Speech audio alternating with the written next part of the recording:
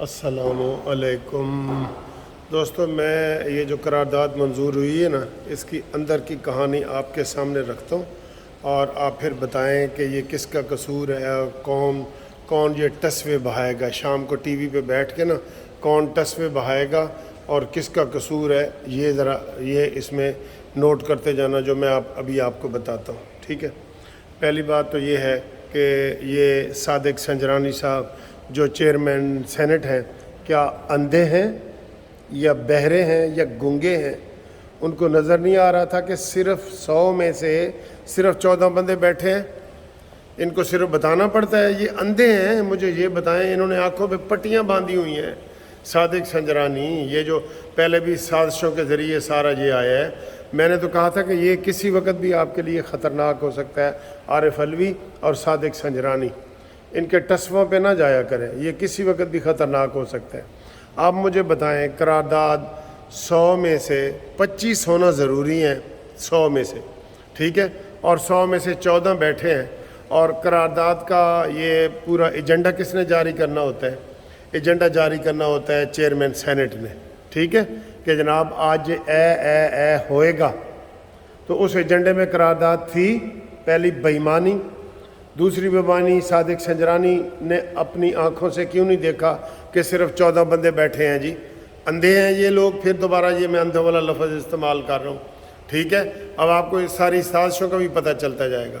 Agenda بھی نہیں تھا، صادق سنجرانی بھی نہیں دیکھا، اور اس نے دلاور جو آزاد رکن ہے، آزاد رکن دلاور بلوچستان سے، وہ جناب اس نے قرارداد پیش کی ہے کہ جی موسم خراب ہے، دہشت گردی ہو رہی ہے، حالانکہ کوئی الیکشن کی وجہ سے کوئی ایسا ماحول نہیں ہے۔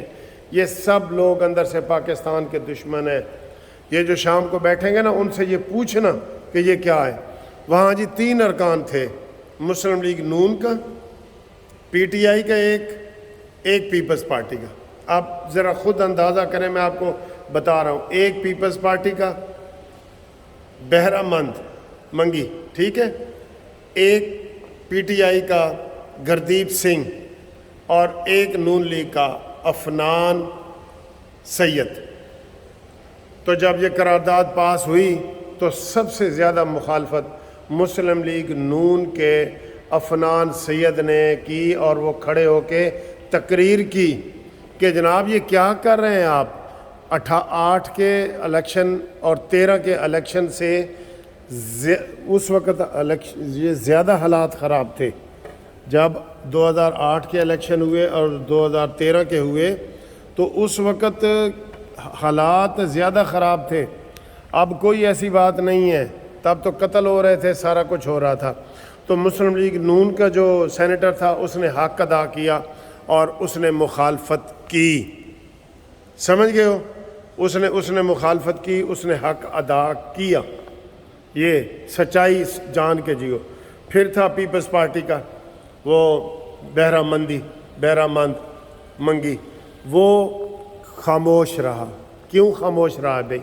اس کی منہ میں زبان نہیں تھی، اس کے منہ میں زبان نہیں تھی۔ خاموشی کیا ہوتی ہے؟ نیم رضا ہوتی ہے نا، وہ خاموش رہا ہے۔ تو جو پیپلز پارٹی آج شام کو جو ڈرامہ کرے گی نا ٹی وی چینل پہ، ان کو پہلے اس سینیٹر سے استعفیٰ لینا چاہیے کہ بھئی تم کیوں نہیں بولے؟ جب نون لیگ کا بولا ہے، اکیلا ہے نون لیگ بولا ہے، تو آپ کیوں نہیں بولے؟ یہ قصور بنتا ہے نا۔ اب آئیں جی جو پی ٹی آئی کا بیٹھا تھا، ہردیپ سنگھ بھی اسی طرح اس نے مجرمانہ خاموشی اختیار کی۔ کیا وہ نہیں بول سکتا تھا؟ وہ اس کے منہ میں زبان نہیں تھی؟ تو پی ٹی آئی والے بھی جو شور کریں گے نا شام کو، پہلے اپنے سینیٹر سے استعفیٰ مانگے۔ یہ میں نے آپ کو تینوں کا آپ کی نمائندگی بتا دی۔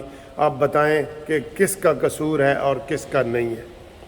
ویسے سر جی بڑا دکھ کی بات ہے، قسم خدا کی دکھ کی بات ہے، یہاں جمہوریت وغیرہ نہیں ہے۔ یہ آپ میری باتیں سن کے نا آپ غصے میں نہ آنا، کوئی ادھر جمہوریت کا کوئی سچا پیروکار ہے ہی نہیں۔ اسٹیبلشمنٹ نون لیگ کے ساتھ ہے تو وہ کہتی ہے Balle Balle, establishment Peoples party کے ساتھ ہے تو وہ کہتی ہے Balle Balle, establishment P T I کے ساتھ ہے تو وہ 2 انگلیوں پہ ناچتی ہے بلے بلے بلے بلے۔ تو بتائیں جی یہاں پہ جمہوریت چل سکتی ہے؟ یہاں پہ عربیوں سے ہی کوئی نظام لے لیں، جو عربیوں کا نظام ہے نا وہاں وہی لے لیں اور وہی اپنا دیں، بس اس ملک میں عربی نافذ کر دیں اور عربیوں سے آپ اتحاد کر لیں۔ ویسے بھی امان ہمارے بالکل، یہ گوادر کی جو ہے نا پٹی اس کے ساتھ لگتی ہے، بندہ کشتی میں بیٹھ کے چلا جاتا ہے۔ امان اور یہ یو اے ای والے جو ملک ہیں نا ان کے ساتھ لگا دیں، نہ وہاں الیکشن ہوتے ہیں، نہ جمہوریت ہوتی ہے، نہ اجلاس ہوتے ہیں، نہ جلسے ہوتے ہیں، نہ جلوس ہوتے ہیں۔ ادھر ہر وقت ہی خطرہ رہتا ہے کہ اب یہ کیا ہونے لگا ہے، اب کیا ہونے لگا ہے۔ بڑے ہی افسوس کی بات ہے، یقین کرو۔ وہ میں ابھی ایک دو تجزیہ نگاروں کو کہہ رہا تھا کہ اس کے لیے سب کو متفق ہونا پڑے گا۔ اب آئیں جی اس قرارداد کی کیا اہمیت ہے۔ اس قرارداد کی اہمیت 0/0 ہے، 0/0۔ کوئی اس کی کوئی اہمیت نہیں ہے کہ یہ جو ہے الیکشن کے اوپر اثر انداز ہو یا نہ ہو۔ الیکشن کمیشن با اختیار ہے۔ قاضی فائز عیسیٰ ہر صورت الیکشن کروانا چاہتے ہیں اور ان کو سو موٹو نوٹس لینا چاہیے اس قرارداد کا اور اس کو بلانا چاہیے۔ اور یہ صادق سنجرانی جو ہے نا، یہ میں آپ کو نا پہلے دن سے جو چیزیں کہہ رہا ہوں نا، اللہ کے فضل سے وہ سچی ثابت ہو رہی ہیں۔ اس میں سارے کا سارا قصور آپ کو صادق سنجرانی کا نظر آئے گا، جس نے بتایا ہی نہیں کہ آج جناب سینٹ میں کیا کیا ہونا ہے۔ یہ اس کا فرض ہے، اس کا ہی فرض ہے، ورنہ نون لیگ والے کٹھے ہوتے، پیپلز پارٹی والے ہوتے، سارے ہوتے تو یہ کیا جی 100 کے نمائندوں میں یہ ان کی حرام کی تنخواہیں ہیں ساری۔ پاکستان میں سب سے زیادہ جو تنخواہیں لیتا ہے نا یہ صادق سنجرانی صاحب لے رہے ہیں اور سینٹ کے ممبران لے رہے ہیں۔ قسم خدا کی یہ جو ہم ٹیکس دیتے ہیں نا یہ لٹا جا رہا ہے، بالکل ایسے پڑا ہوتا ہے۔ یہ ایم این اے آتا ہے لوٹ کے لے جاتا ہے، سینیٹر آتا ہے لوٹ کے لے جاتا ہے، چیف جسٹس آتا ہے لوٹ کے لے جاتا ہے، جرنل آتا ہے لوٹ کے لے جاتا ہے، یہ سینیٹر یہ سب یہی لوٹ رہے ہیں۔